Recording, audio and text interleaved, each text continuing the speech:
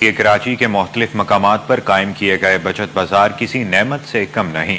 नुमाइश चौरंगी पर वाक़ सियासी जमात की जनाब से लगाए गए बचत बाजार में तमाम अशिया पर 20 से 30% तक रियायत मौजूद है।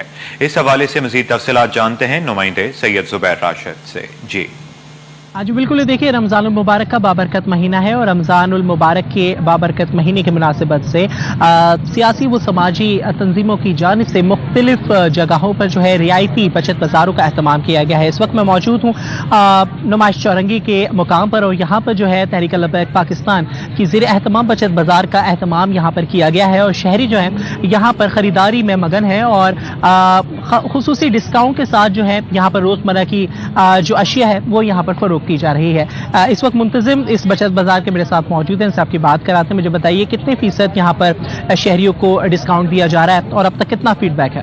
तहरीक लब्बैक पाकिस्तान के मरकज़ी अमीर अल्लामा साद हुसैन रिज़वी साहब की ख़ुसूसी हिदायत पर ये कैंप जो है हमने ऑर्गेनाइज़ किया है। हर साल की तरह इस साल भी लोगों को रिलीफ देने की कोशिश की है। यहाँ अशिया खुर्दनोश की चीज़ें आपने देखी होंगी, मसालाजात देखे होंगे, आटा देखा होगा।